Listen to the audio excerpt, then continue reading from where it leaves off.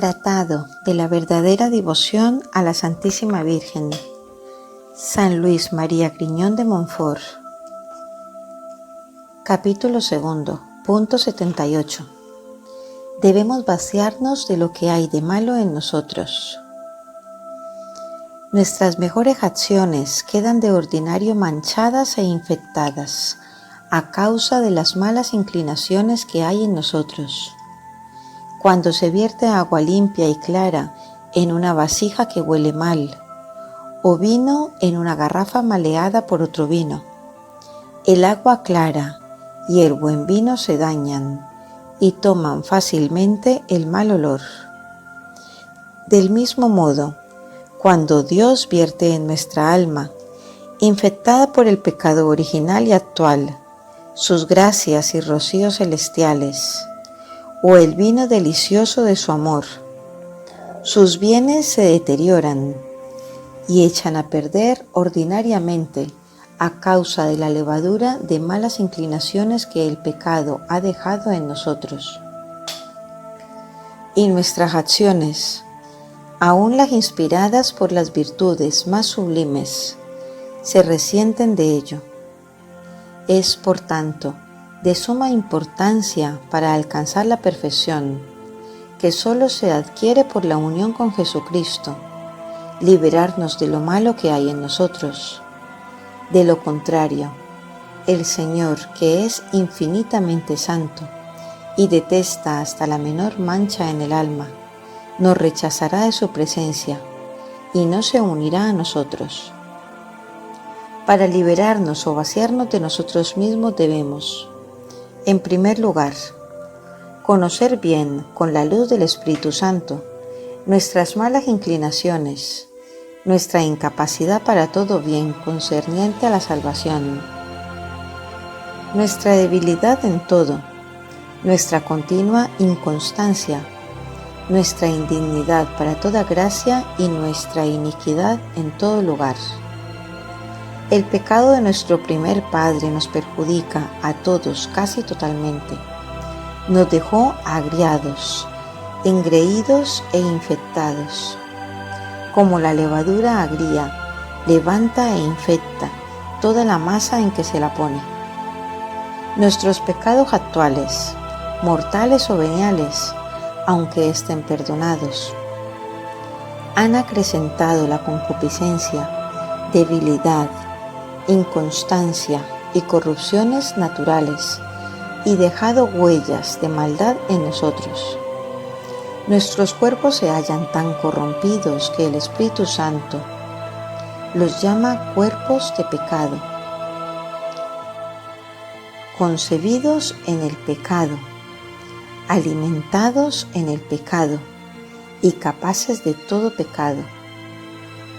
Cuerpos sujetos a 1000 enfermedades, que de día en día se corrompen y no engendran sino corrupción. Nuestra alma, unida al cuerpo, se ha hecho tan carnal que la Biblia la llama carne. Toda carne se había corrompido en su proceder.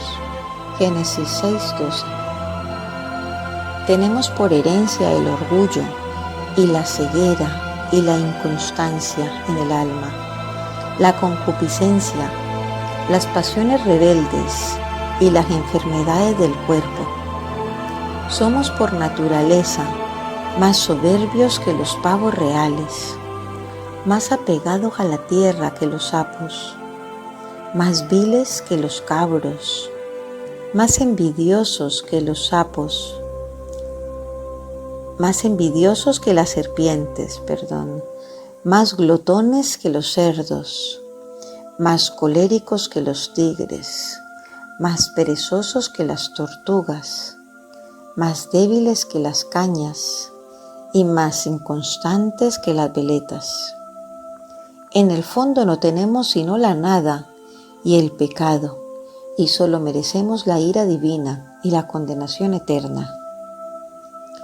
Siendo esto así, ¿por qué maravillarnos de que el Señor haya dicho que quien quiera seguirle debe renunciarse a sí mismo y odiar su propia alma? Mateo 16:24. Y que el que ama su alma la perderá, y quien la odia la salvará. Juan 12:25. Esta infinita sabiduría que no da prescripciones sin motivo, no nos ordena el odio a nosotros mismos, sino porque somos extremadamente dignos de odio. Nada tan digno de amor como Dios, nada tan digno de odio como nosotros mismos. En segundo lugar, para vaciarnos de nosotros mismos, debemos morir todos los días a nuestros egoísmos, es decir, renunciar a las operaciones de las potencias del alma y de los sentidos, ver como si no viéramos, oír como si no oyéramos, servirnos de las cosas de este mundo como si no nos sirviéramos de ellas. Primera carta de Corintios 7, del 30 al 31, es lo que San Pablo llama morir cada día. Primera carta de Corintios 15, 31. Si el grano de trigo no cae en tierra y muere, queda solo y no produce fruto. Juan 12, 24. Si no morimos a nosotros mismos y si nuestras devociones no nos llevan a esta muerte necesaria y fecunda, no produciremos frutos que valga la pena y nuestras devociones serán inútiles. Todas nuestras obras de virtud quedarán manchadas por el egoísmo y la voluntad propia. Dios rechazará los mayores sacrificios y las mejores acciones que ejecutemos. A la hora de la muerte, nos encontraremos con las manos vacías de virtudes y méritos y no tendremos ni una chispa de ese amor puro que solo se comunica a quienes han muerto a sí mismo y cuya vida está escondida con Cristo en Dios. Ahora vamos a completar o vamos a complementar esta lectura con Libro del Cielo, volumen 2, mayo 26 de 1899. Luisa ve su propia nada. Jesús le enseña acerca del desprecio de uno mismo. Esta mañana me encontraba en un aniquilamiento tal de mí misma hasta sentirme odiosa y fastidiada. Me parecía ser la más abominable que se pudiera encontrar. Me veía como un pequeño gusano que se movía y se movía, pero siempre quedaba allí, en el fango, sin poder dar un paso. ¡Oh Dios, qué miseria humana! No obstante, después de tantas gracias que me has dado, soy tan mala todavía. Y mi buen Jesús, siempre benigno, con esta miserable pecadora, ha venido y me ha dicho: el desprecio de ti misma, solo es loable cuando está bien investido por el espíritu de fe. Pero cuando no está investido por el espíritu de fe, en vez de hacerte bien te podrá dañar. Porque viéndote tal y como tú eres, que no puedes hacer nada de bien, desconfiarás, permanecerás abatida, sin animarte a dar un paso en el camino del bien, pero apoyándote en mí, esto es, invistiéndote del espíritu de fe, vendrás a conocer y a despreciarte a ti y al mismo tiempo a conocerme a mí, confiando del todo en poder obrar todo con mi ayuda. Y he aquí que haciendo de esta manera, caminarás según la verdad. Cuánto bien hizo a mi alma este hablar de Jesús. He comprendido que debo entrar en mi nada y conocer quién soy yo. Pero no debo detenerme ahí, sino que enseguida, después de haberme conocido a mí misma, debo volar al mar inmenso de Dios y ahí detenerme a tomar todas las gracias que se necesitan para mi alma. De otra manera la naturaleza queda debilitada y el demonio buscará medios para arrojarla en la desconfianza. Sea siempre bendito el Señor y siempre sea todo para gloria suya. Fiat. En el mismo volumen 2, junio 2 de 1899, sigue hablándonos del conocimiento de sí misma, acerca del conocimiento de nosotros mismos. Esta mañana mi dulcísimo Jesús quiso hacerme tocar con mis propias manos mi nada. En el momento en que se hizo ver, las primeras palabras que me ha dirigido han sido: ¿quién soy yo y quién eres tú? En estas dos palabras vi dos luces inmensas. En una comprendía a Dios, en la otra veía mi miseria y mi nada. Me veía ser no otra cosa que una sombra, como aquel reflejo que hace el sol al iluminar la tierra, que dependen del sol y que pasando a otros puntos el reflejo termina de existir. Así mi sombra, esto es mi ser, depende del místico sol Dios, y que en un simple instante puede deshacer esta sombra. ¿Qué decir además de cómo he deformado esta sombra que el Señor me ha dado, no siendo ni siquiera mía?